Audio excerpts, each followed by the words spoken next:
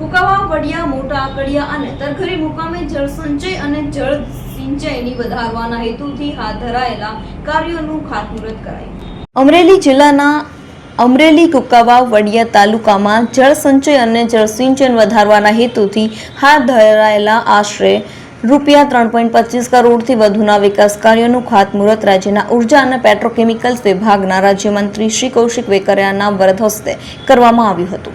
આ વિકાસ કાર્યો અંતર્ગત માંગવાપાળ ખાતે વડી ઇરિગેશન યોજના અંતર્ગત ડેમમાં ખેતી વિસ્તારમાં ₹59.33 લાખના ખર્ચે હયાત સ્ટ્રક્ચરમાં બોક્સ ક્લર્ટ્સ નાખવામાં આવશે. કુકાવાવ તાલુકાના સાથડી ખાતે ભૂખલી સાથડી ચેકડેમનું ₹59.90 લાખના ખર્ચે નિર્માણ થશે, જેનાથી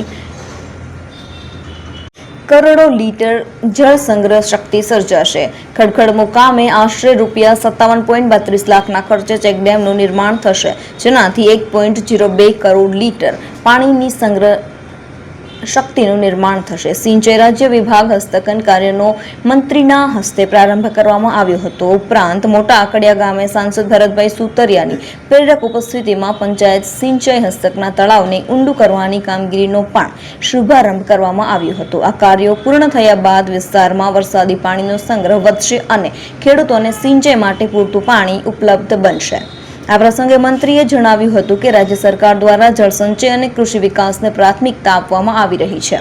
કુકાવા, વડિયા તાલુકાના 45 ગામોમાં ગામદીઠ અંદાજે 600 કલાક સુધી તળાવો ઊંડા કરવાની કામગીરી હાથ ધરવામાં આવશે, જેના પરિણામે પાણી સંગ્રહ ક્ષમતા વધશે અને ખેડૂતોને સીધો લાભ મળશે. આ પ્રસંગે અમરેલી વિધાનસભા મત વિસ્તારની અવિરત વિકાસ યાત્રાને વેગ આપવા બદલ મુખ્યમંત્રી શ્રી ભૂપેન્દ્રભાઈ પટેલ અને નાયબ મુખ્યમંત્રી શ્રી હર્ષભાઈ સંઘવીનો મંત્રીશ્રીએ આભાર વ્યક્ત કર્યો હતો. આ અવસરે તરઘરી ગામે પંચાયત ઘર તથા સ્માર્ટ આરઓ પ્લાન્ટનું લોકાર્પણ પણ મંત્રીશ્રીના હસ્તે કરવામાં આવ્યું હતું, જેથી ગામ લોકોને શુદ્ધ પીવાના પાણી તથા સ્થાનિક વહીવટ માટેની સુવિધાઓ ઉપલબ્ધ બની રહેશે. આરઓ પ્લાન્ટ માટે ગામના 250 જેટલા સ્માર્ટ કાર્ડ આપવામાં આવશે, જેના થકી નજીવા પૈસે શુદ્ધ પીવાનું ફિલ્ટર પાણી મળશે. આ પ્રસંગે મંત્રીએ તરઘરીના જાગૃત સરપંચ શ્રીમતી રમાબેન હિરપરાને અભિનંદન પાઠવ્યા હતા. કાર્યક્રમમાં કુકાવાવ તાલુકાના પંચાયતના પ્રમુખ શ્રી પરસોત્તમભાઈ હિરપરા, અગ્રણી શ્રી અતુલભાઈ કાનાણી, શ્રી રણજીતભાઈ વાળા, શ્રી શૈલેષભાઈ, શ્રી કાળુભાઈ, સ્થાનિક સરપંચશ્રીઓ તેમજ વિવિધ ગામના આગેવાનો અને અગ્રણીઓ ઉપસ્થિત રહ્યા હતા.